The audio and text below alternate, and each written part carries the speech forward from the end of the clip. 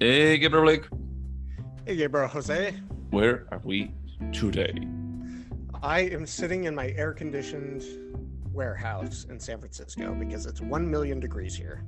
1 million degrees more or less, but you didn't say if it's Fahrenheit, Celsius, or Trumpians. To be a little more exact, it's only 78, I think, today, but after the last few days in the 90s, no, I was like, nope, we're going to turn off all the lights, turn on the air conditioning. Yeah, I mean, it was hilarious. I went for some days to California, and when I got back, it was the first time during the summer that I came back to Chicago, and it was less warm than in California. That I was like, oh my God, I'm wearing shorts in Chicago during the summer, and I'm cold. I mean, you were in LA. That's like a barely California. It's like it's Wow. Sorry that I was not in, like the California heart that is Orange County. You should have been in Northern California. That's way more Californian. I'm not even going to be. You don't like Los Angeles much. Yeah, I mean, mostly I've been to LA as a child or on business, and no, I don't like the freeways. I don't like them. I mean, if I was just like hanging out in West Hollywood and going to bars and stuff, maybe it would be different, but my experience with LA has not been a positive one. I don't know how I feel that you actually mentioned West Hollywood and you didn't go for Silver Lake. Well, you've spent way more time in LA than I have. Oh, no. I mean, I don't go to West Hollywood from the perspective that I feel like I'm not pretty enough for being in West Hollywood, and people are going to be like looking at me like, go back to San Francisco or to Chicago or wherever you live. In Silver Lake, I feel like everything is more laid back. Did you feel that way in the Castro? Depending on the place, Like I wouldn't go. Sun. That's like, fuck you. Fuck Midnight Sun. Overall, I feel like the Castro is pretty welcoming to all types. Yeah, I was thinking about the lookout that it usually feels like some kind of a scruff parade where everyone looks the same. That the ones that they're always in the lookout area, it's a bit more, dude, this looks like a gallery from a scruff. I feel like with Twin Peaks, you have the grandpas. 440, you have the dads. The glass coffee. Toad Hall, you have the straight women on a girls' night out going to a gay bar. I like it. Moby Dick is like the average gay man. Did they? Oh crap! What was the one that I really like? The Mix. Did it close? I thought that the Mix closed, but they only closed for renovations. So they've been closed for a few weeks. I don't know if they're reopened yet, but they're not permanently closed now. And Last Call was bought by someone else, by a stray couple or something like that? Wait, when you said The Lookout, I was thinking of Last Call. The Lookout, oh, fuck that bar. Last Call has been closed the last few times I've seen it, but I also think it's just like renovations or whatever. But I know that someone bought it, and I remember like reading who bought it and felt it's like, okay, let's see what happens. Midnight Sun, yeah, I don't like Midnight Sun. It used to get like too crowded. Yeah. I mean, like the worst gay bars in San Francisco is like High Tops, and then just below it is Midnight Sun. Yeah, High Tops feels like like the worst of both worlds. Yeah, it's awful. Yeah, but in any case, I think that it's actually like a good introduction because we can see that we have like a lot of hate right now, like building up. And what did we watch today, actually? We watched the 8th film by Quentin Tarantino, The Hateful Eight. His extended edition. The extended edition, available on Netflix in 4 episodes, approximately 45 minutes each. Mm-hmm. This would probably be his second Western. After if you Django call Unchained a Western, which it's more in the South, but like that sort of time period. Okay, I mean, I would definitely call it a Western. And it's even like before the time of this one, because there are slaves. Yeah, it doesn't take place in the West. That's why I hesitate. Sure, but the character of Christopher Waltz was it? He was like straight from a Western. and all of the plantation stuff, it felt like really Western-like, and all of the shooting. But it also feels very like German racism, which is German? also well, Christoph Waltz is German in the film. Yeah. And he just came off of that Brad Pitt movie where they kill Hitler.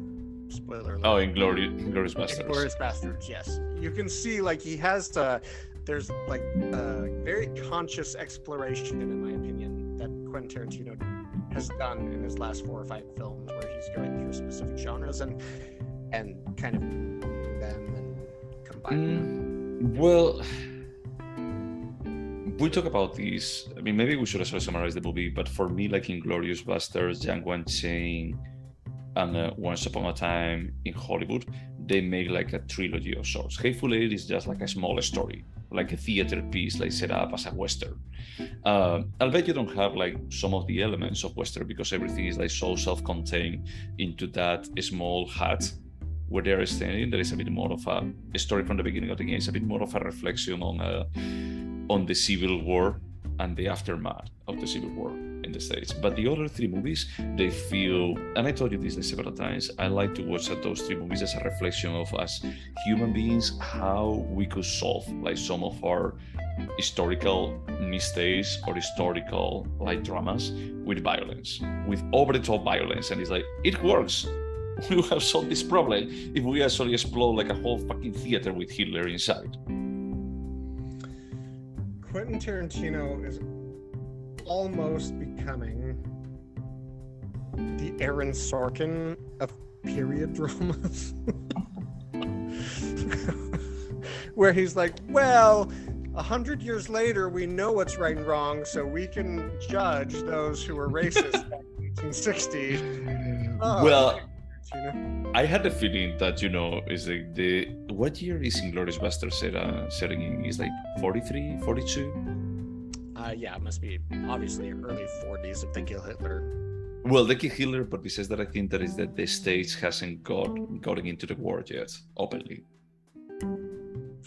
Oh, that team of bastards is like their like secret agent or whatever. Yeah, if I recall correctly. So from that perspective, it's like, well, probably at that time when there are like concentration camps, people already knew that Hitler was not a good person, and he had already occupied France. Is that before or after Time magazine named Hitler as Man of the Year? Probably was after, but yeah, that can be like, like a pretty big mistake. That has to be like the kind of stuff that goes for thousands of dollars in eBay. Can you imagine having that like original magazine? Imagine being like the one writing that, having to write the article that is like someone tells you, like, hey, we voted internally and we had decided that Hitler is like the person of the year, and it's like, shit, I had to write this, and I knew. It must have been very slim in the 40s. Like nobody was doing anything interesting except Hitler. It was. Sorry for saying this, if someone is listening associated with this, but it was like the Elon Musk of the 40s. That's exactly what I was just thinking. I was like, who was the Elon Musk of the early 40s? Hitler. It was Hitler. He was a visionary and he didn't care about anything. He was like a bit more, it's like, hey, I have a vision in mind. It's like, whatever like I break along the way, tough seats, but we're going to end up in a better place. I guess that's our possible future, where Elon Musk starts putting like SpaceX employees into internment camps.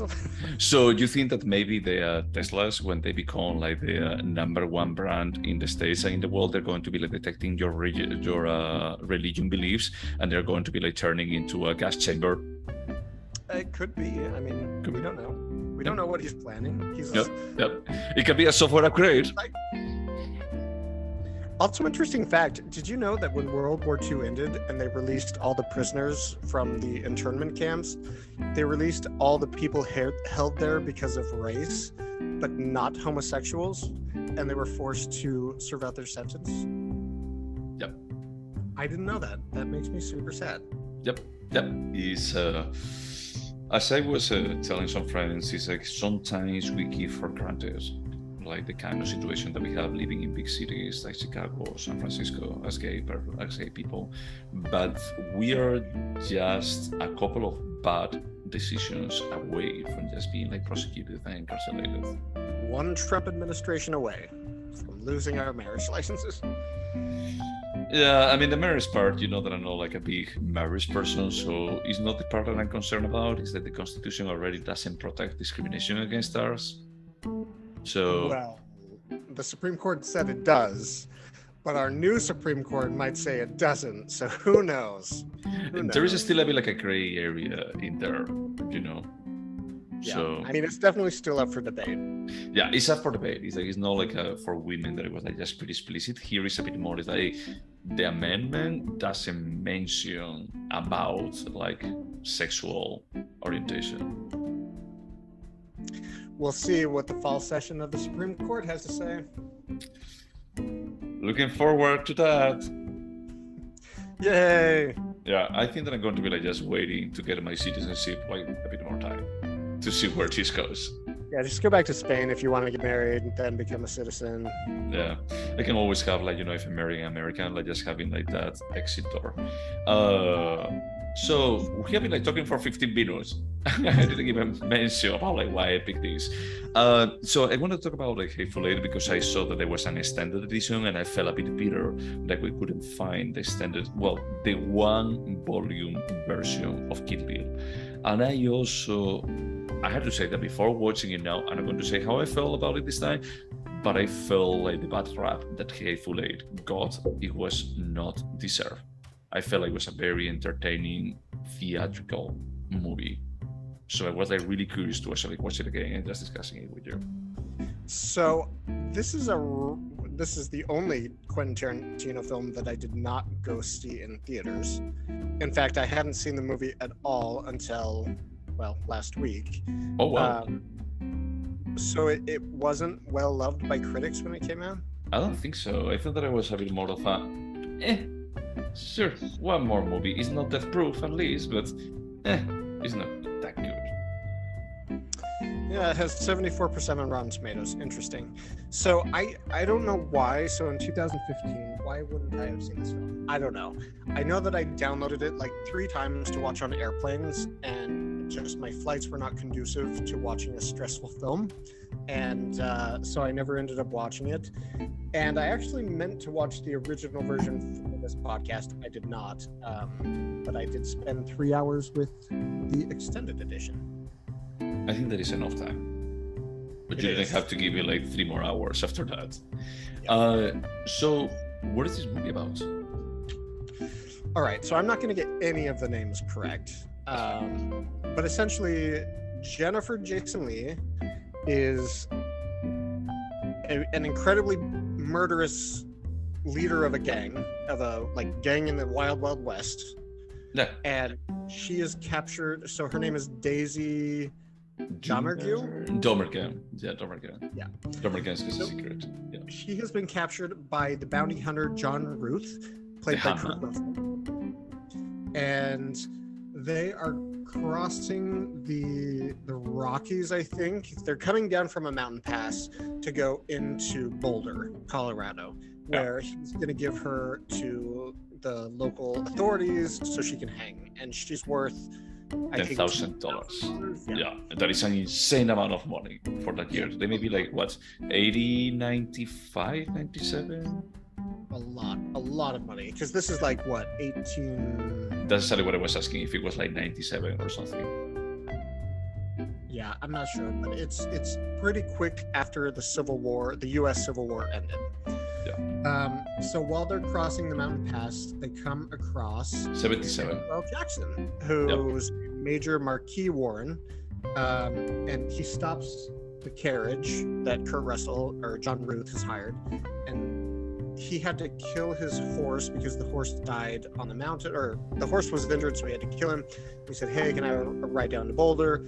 John Ruth is a little bit dubious, but allows him into the carriage, and they try to get down off the mountain, but a storm is coming, a storm really, really, really bad.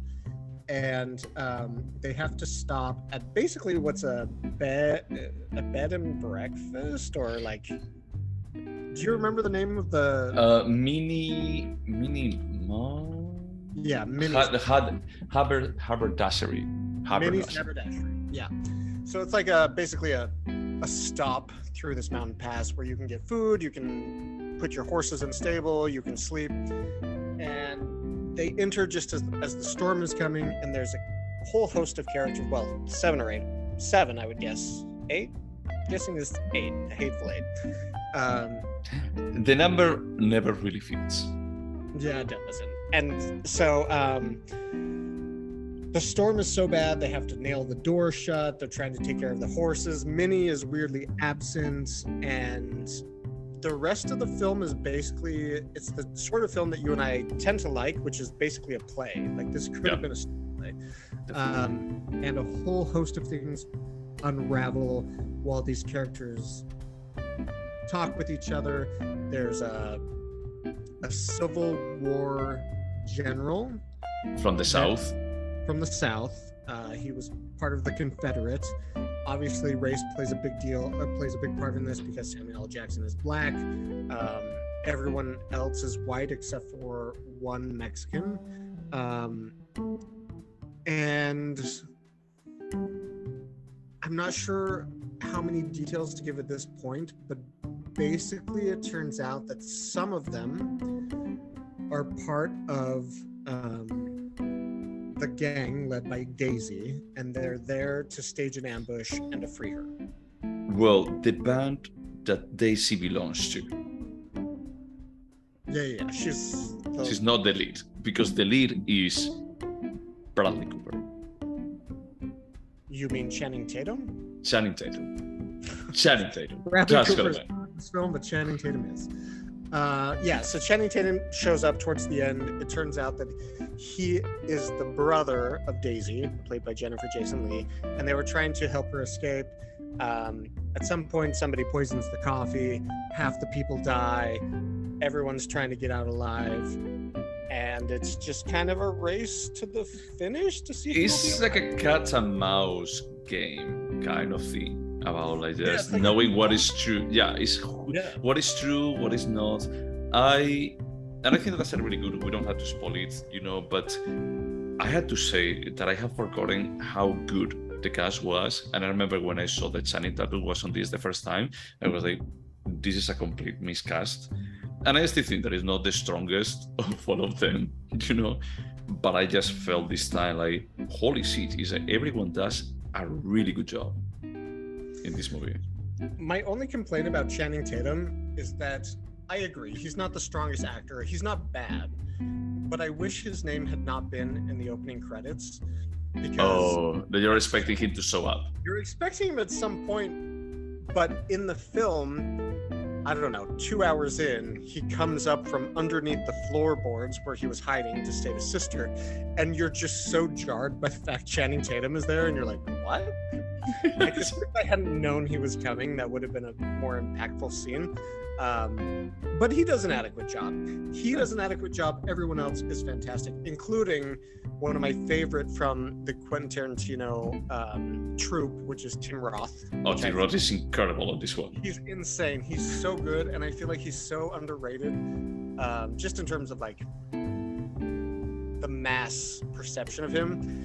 But if you think about it, he's in really good films. Like, he was in the remake of Funny Games. Like, true, but it's like, this is the same actor, the one that is like doing like the crazy Southern accent, like hillbilly kind of thing, is the same actor as Sundown, and it's like a Sundown, and it's like it couldn't be like the more opposite role, that he's like just pretty broody and pretty calm and pretty like just reflecting and just laying there, and this like exactly the opposite, like just very energetic, over the top. I just felt it's like, holy shit, is like, this is an amazing role by this guy. I mean, Samuel L. Jackson, Kurt Russell is like, I mean, Tarantino has already worked with them like multiple times, and he has like really good roles with them. He knows how to work them out. And Tim Roth too. I mean, he was in Reservoir Dogs, no? He was in Reservoir Dogs. He was in 4 Rooms, and I think that may be it. The one that it wasn't like completely solo, not bad, but it's a bit more of Michael Madsen. I just feel it's like it is like the same role as in Kill Bill. Yeah, Michael Madsen, he was also adequate, but Yeah, he was a little bit. I don't know if it was his role or if he's just limited as an actor. Like if you think about him in Kill Bill Volume 1 and 2, he's great, but it's what's asked of him is extremely limited. Yeah. So I don't know that he's. I don't know. Let me ask you something. Did this feel? I mean, for me, it's like I wasn't like back to back. I was like the first episode. I think that I told you is that we were supposed to record a bit earlier than this, but on my previous trip, I forgot to download the rest of the episodes, so I only had like the first one. But when I went to LA last weekend, I had like the 3 of them, and I just watched them like back to back. I couldn't stop. It was a bit more like, oh, this is done. Let's continue. Did you find it enjoyable? Like engaging?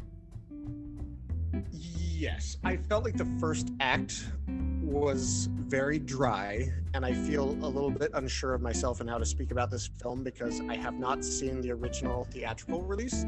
So maybe it was a bit tighter in terms of editing.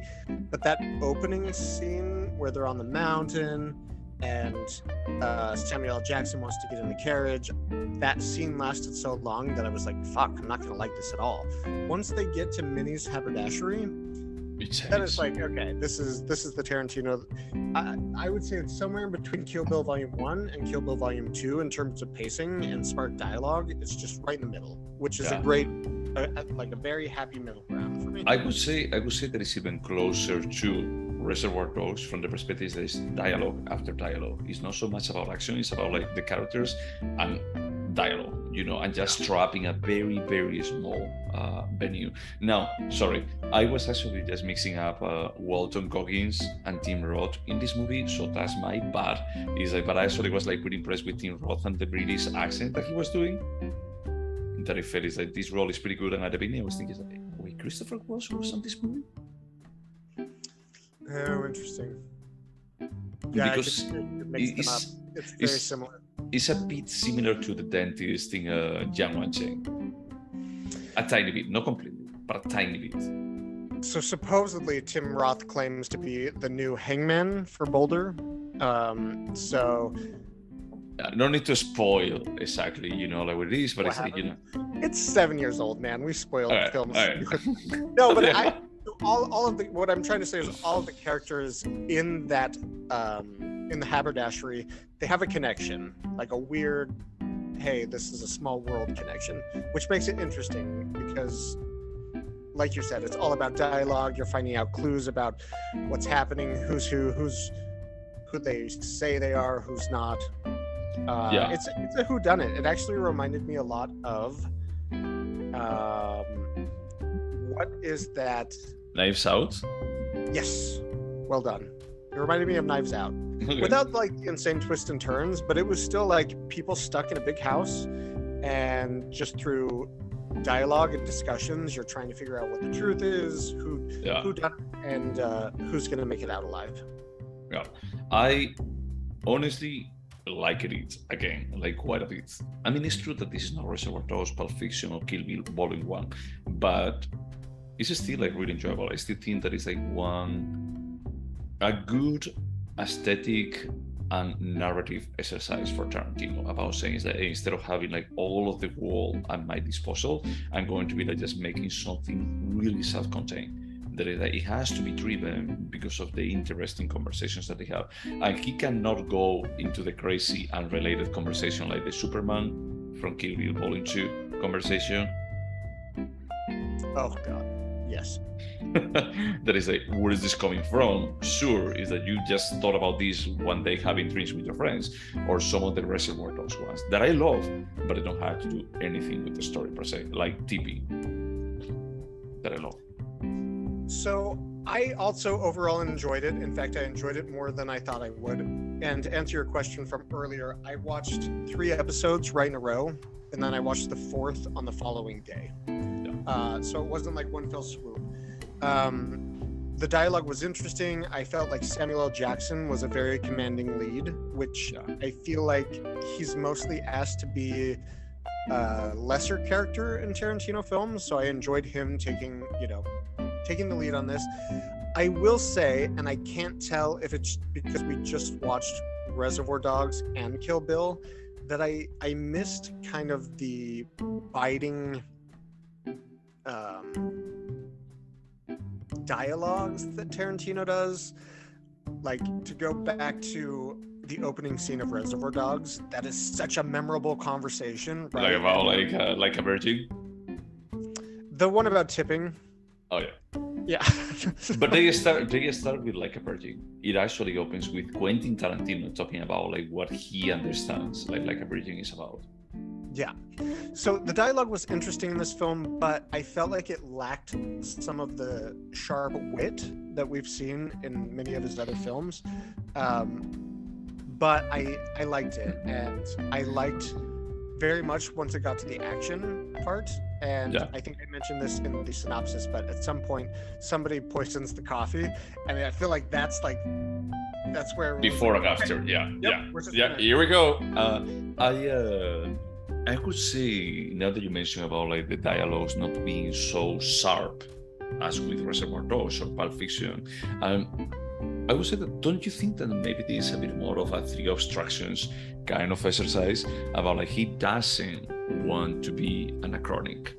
All of the dialogues are like thematically appropriate, because the dialogues is that you can think about the Samuel L. Jackson one with the sergeant, and is that one.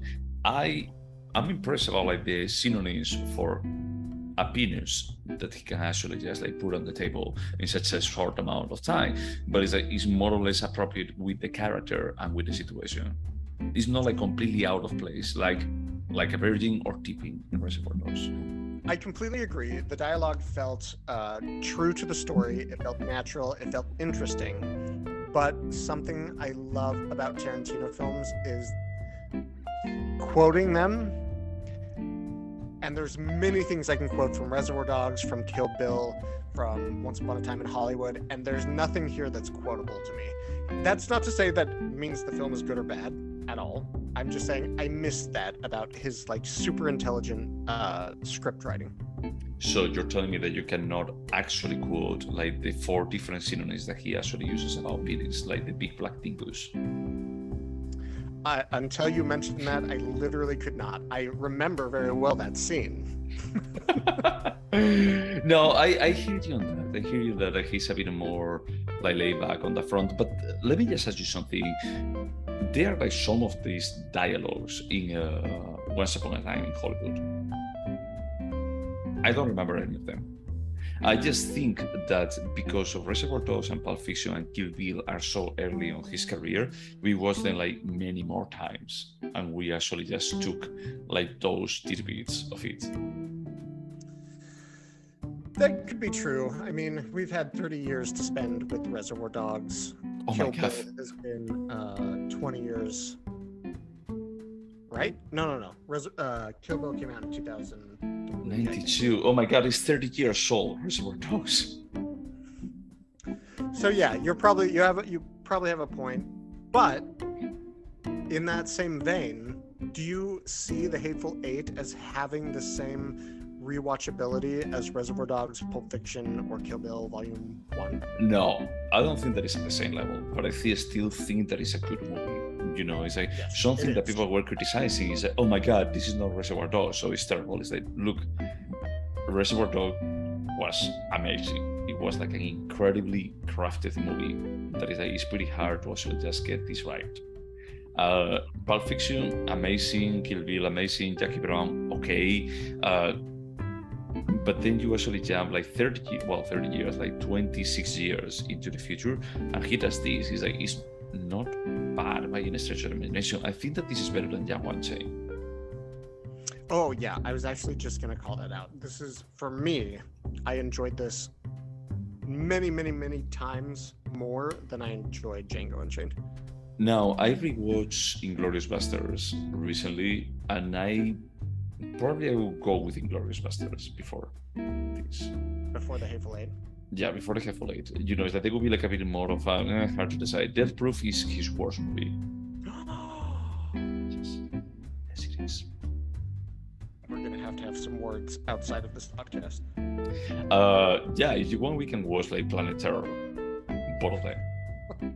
Sorry, like a Planet Terror and these, like back to back, as they were intended to be watched.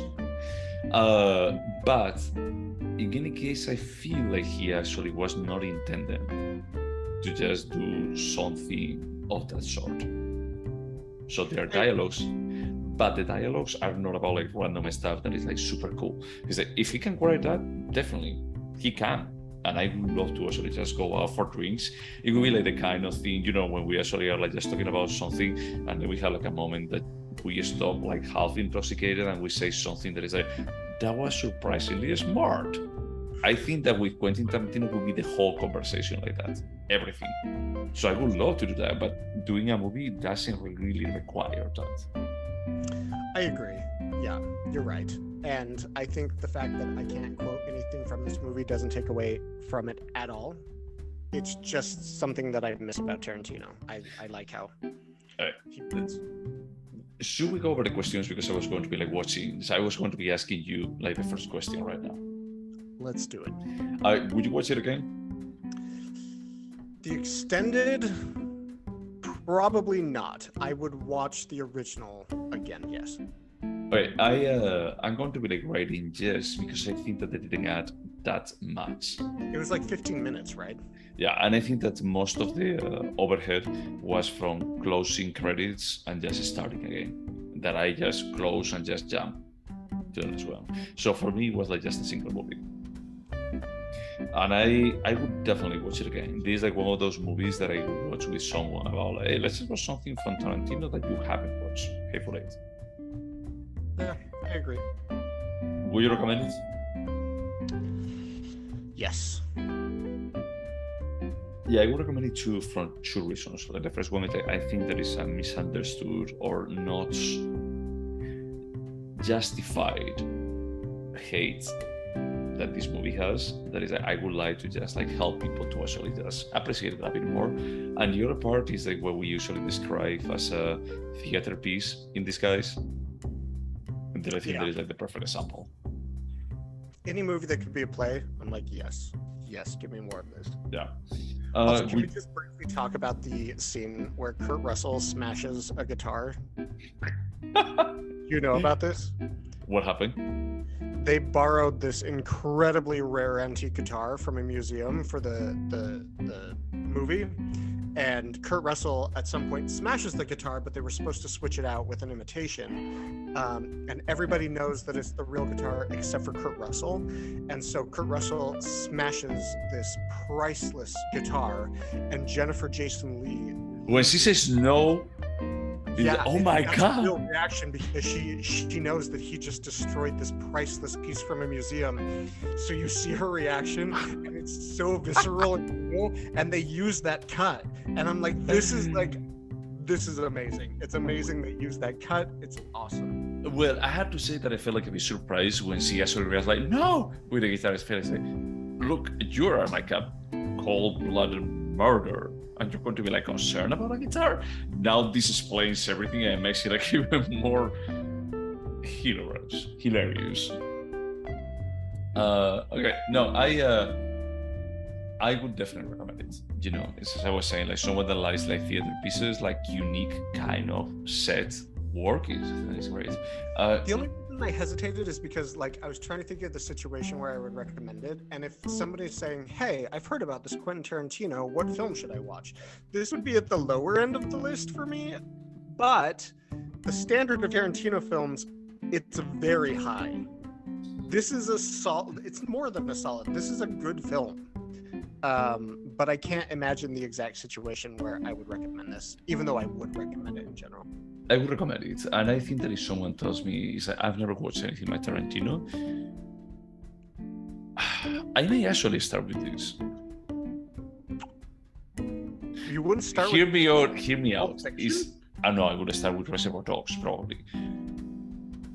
Because Reservoir Dogs is also like a theater piece, but I think that is even more violent and gory than this.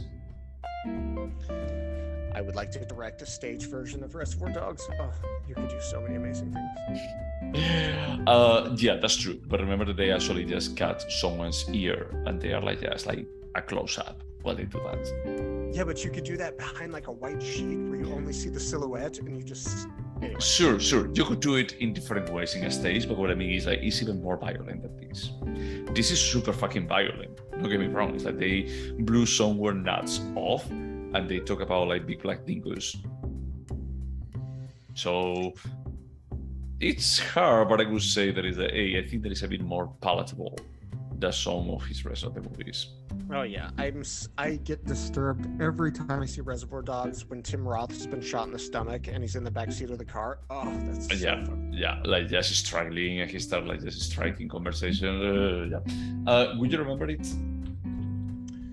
Yes. So everything I said in the synopsis, I will remember. I'm obviously going to forget the details about the Confederate general and the story about his son and the super racist guy that Samuel L. Jackson ends up being friends with. Like, I'll forget the minutia, but overall, I will remember this. Yeah, I had to say that I love the sentence where he says that, what do we do with the sergeant? Just leave it there. Give samples. I just felt like that sentence, like that, those words is like, this is well made. This is well made. About like, do I have to develop this for just justifying? It's like, no, I don't. I just want the situation, so just fuck it. Yeah, I remember like most of it. I remember like the twist, with Channing Tatum, like just waiting downstairs. That I remember like when I watched it the first time, like what? And this time, it's like, okay, that's coming eventually. And I remember like the part I really like the other scene when they are talking about like what happened there before our main cast arrive, and they actually have like this alternative cast. I feel it's like a part of me wants to have, and I'm going to be answering another question. It wants to have like a TV show about that. How is it called again? Haberdashery. Yeah, Minnie's Haberdashery. I would like to see a show of Minnie's Haberdashery, like written by Quentin Tarantino with random stories. All right. So you're asking that question? Yeah, I'm asking the question. Would you turn this into a TV show? I mean, it was a TV show. It was a mini-series, but would you expand it? So I absolutely see what you're saying is about there being interesting characters we didn't get enough of, or we wanted more of. It's not like the film left us hungry for more. But seeing how, and I don't know how much Tarantino had to do with the extended edition and breaking it up into 4 episodes, it did not work for me that well. I would have preferred to, even the extended cut, I would have preferred it to be in a movie format. I just wanted to watch it all the way through. The starts and stops weren't natural. Pretty rough. That being said, it wasn't supposed to be in episodes. So I assume if Tarantino was like, hey, we're going to do what Ingmar Bergman did and we're going to film 6 hours of this for television and then turn it into a movie, he probably could have made it better, but I would have just preferred a theatrical version. Yeah, I mean, on that part, I agree with you. It's like I think that this was not properly adapted to be a mini-series or a TV show. But I also think that the world, like the Wild West that he's trying to depict, about like these bounty hunters and these after Civil War reality, is something that it has like it has more potential for more stories, interesting stories. Yeah. I agree.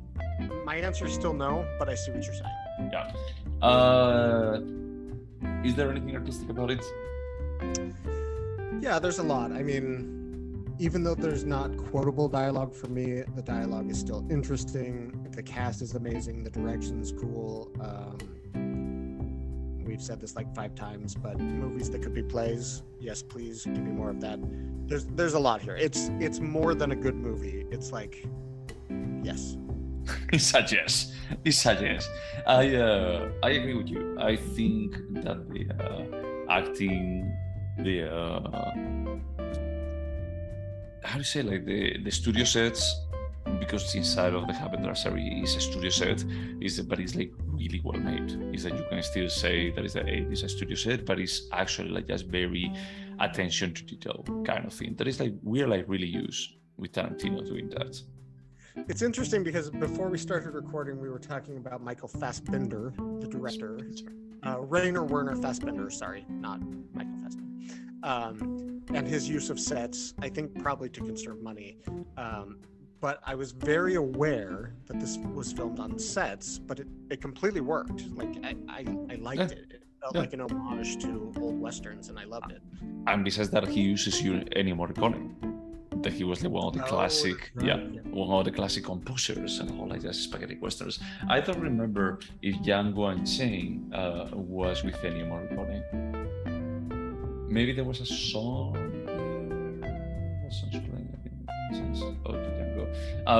But he loves that style of cinema too, Tarantino. So he's not going to be like hiding his influences in there. Do you think that this is a timeless piece? Yes, 100%. Yeah, fully agree. I don't think there's anything like just hooking it into our current time anyway. We will get the same value here and 10 years in the future.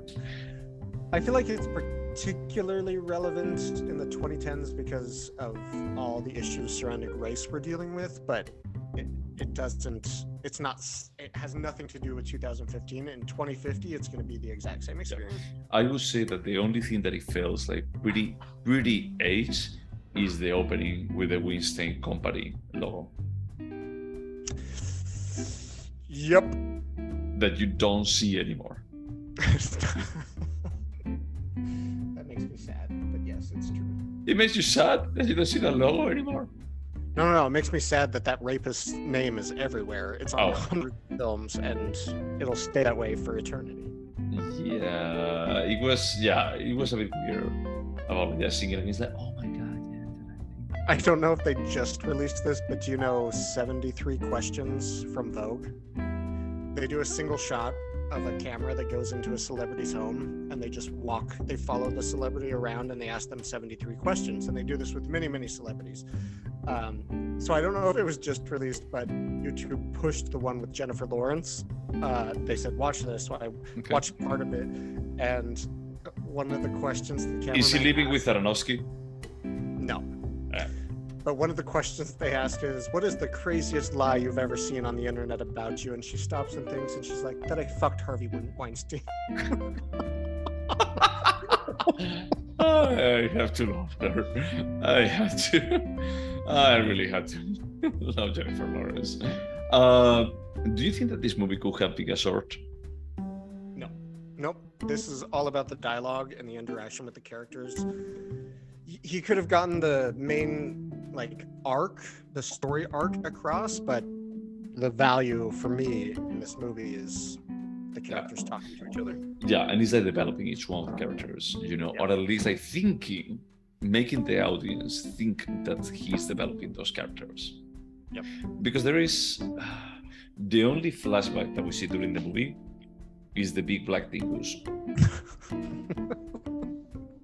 And it's a good flashback. I mean, that's a really disturbing... They don't show anything sexually graphic, but what happens in the flashback, you're like, holy fuck, the Wild West is scary. Yeah. So I feel like he played like perfectly about like just making it about like, hey, each one of the characters is going to have like enough screen time. You're not going to be like leaving like, hey, I wanted more from Senor Bob or anything like that. Just I got everything that I wanted. Do you think this movie could have been better? The only thing so I'm going to say no. The only thing that comes to mind is I just didn't like it in the episodes. But I can't really say that without having seen the original. So I'm going to say no. Yeah, I'm going to go with no. I don't think that splitting it in episodes added anything at all to the end result, but I don't think that it destroyed, like the experience. It was just good as it was. And as I was saying, is that the script is really good. It doesn't have like those poignant dialogues that we really like from Tarantino, but it's still extremely enjoyable. So, and good is that this is like one of those movies that I wouldn't touch anything out of it. Okay, so before we score, do you want to ask me about any movie that we watched? I do. remember. I'm going to ask you about a movie we did not record about, but I want to hear how many details you remember about Loveless Okay, by that's Dmitry Zvyagintsev. it's very easy. So it opens with a marriage with a couple that they have a kid that probably is like what, like 10 years old or 11 years old. Yeah. They live in a modest house, like probably like a condo apartment in a residential area. I don't know if it was Moscow or not. I think it is Moscow, yeah. Yeah. And they're fighting all the time. All the time. The kid, I think that it was like a bit problematic myself, if I remember correctly. And after one of these fights, he decides to just run away from the house. The rest of the movie is actually like the search for the kid, as the parents are actually like splitting away. The father actually starts dating a new woman. I don't know if she actually has kids of her own, and the wife actually engaged with a rich guy. And at the beginning, they are engaged with finding the kid, but they start like just falling apart. They find like some clothes in a factory of the sorts. Yeah, like an abandoned industrial area. Yeah. Something that I remember you telling me is that, look, that part about like Russians like getting together as a non-profit for finding the kid would never happen. Russians don't help each other. Yeah. Nope. At the end, they don't find the kid. There is no resolution, and they just move on with their lives with this amazing end scene. Sorry, spoiler alert. Where the wife now dating this rich guy and living in his house. She's just running a treadmill outside, and she's wearing like an official Russia athletic T-shirt. I'm impressed. You remembered more details than I remember. I forgot about the dad dating the new woman. I mean, Yeah. I remember the mom dating the rich guy, but I had forgotten that part. And I think that I think that he was actually like just dating her, like just before they were splitting away. There was like some kind of this was his parallel family, and that was like part of the reason why they were fighting. And then she was like, fuck it, I don't want a kid. I just want my happy, like rich guy without the complication of a kid that is like probably dead. I don't remember that interpretation, but it is subjective. I was devastated. She wanted her kid, but she was like, well, I can't find him. I just move on. Yeah. She doesn't have like the hardest time, for actually just move on. Let's just be honest. Okay, so but going back to the Hateful Eight Extended Edition, this was my pick, so you have to score first. This is tough. I've gone back and forth between an 8 and an 8.5. I think I'm going to go with an 8. My score is also an 8. I have to say that after writing 8, I went to see what I score Kill Bill, and I scored it an 8.5. That feels right. And then I was like, no, I'm going to be like a 7.5. But honestly, I think that this is a good movie. I was enjoying. Yeah. Is that the acting is amazing, the cast is pretty good. Everyone. It's really good pacing. The part about like however this is done, like in the miniseries, it may be a bit of a mistake, but I still think that this is a movie that refreshes why Tarantino is so good. I feel like when you asked the question, could this film have been better, I should have said yes if Uma Thurman was in it. Honestly, most of the time I could say yes, and maybe he was actually envisioning Uma Thurman for this role, for Daisy, but it was like, Uma Thurman was not in the best terms with him at this point. Now, after Kill Bill Volume 2 is that it was like a meltdown to reference it. I had no idea. I have to research this. Research it, but it's like she was basically like pretty pissed, and it felt like pretty intimidated because there were several scenes where she actually felt like she was not safe, and she was pushed by Tarantino for actually recording it in unsafe kind of conditions. Interesting. That scene was she's driving like the roadster car for meeting up with the adoptive father of Bill, and it's like a she's very the critics said I went on a roaring rampaging. Yeah, I remember. Yeah, so that scene, she's driving in very rough roads, and Tarantino says that we cannot use a stunt double on this. We can't. And besides that, there cannot be any kind of subjections to your neck. We need to see your head. And she was like just complaining about like, hey, this is going to be like hurtful. He pushed him to actually do that, and she actually ended up with some spine damage. I always wondered why she wasn't in another one of his films. Now I know. Yeah, is that they used to get along like pretty well, and that was like a bit of a meltdown. That it has always been like one of the reasons why, one of the insinuated reasons why there has never been like a part 3. Do you think that Quentin Tarantino is jealous of... Man, I'm blanking on everything. Dogma 95. Last von Trier? Lars von Trier, because she just was like, I'm gonna go with his music now. And I'm going to torture the crap out of them, and they come back. So Uma Thurman has a type, directors that treat her like shit. Now, I had to say that probably the best scene that Lars von Trier ever produced was with Uma Thurman. That scene is incredible. And I love it because that's one of the hallmarks of our friendship. When you gave me for my birthday Nymphomaniac volume 1 and 2? Volume 1 and 2, so you could actually put it on your horror in bed. Yeah, and this actually, when you talk about like quotable stuff, is like that scene is a quotable one that I have told you like many times. Yep. So good. Oh man, so what are we watching this? So this is my pick. I'm going to choose the 2005/2006 film directed by Neil Marshall called The Descent. Looking forward to one of our, I don't know, I think that we watched it like multiple times and discussed it many times. We've watched it. I don't know if we watched it at the same time, but we've definitely, we've both seen it at least a few times. Yeah, we have. I won't ruin my opinion of the film, but in 2006, this was literally the best thing I saw at Sundance. So, it was the only one? Or a good year. Okay, one of the two. Okay. Yep. Anything else to say about Hateful Eight? That's it for me. Okay. Then to everyone out there, those 2 listeners that we may have nowadays, thank you so much for listening. Anything else to say? Wash your hands, I guess. You guess right. Bye.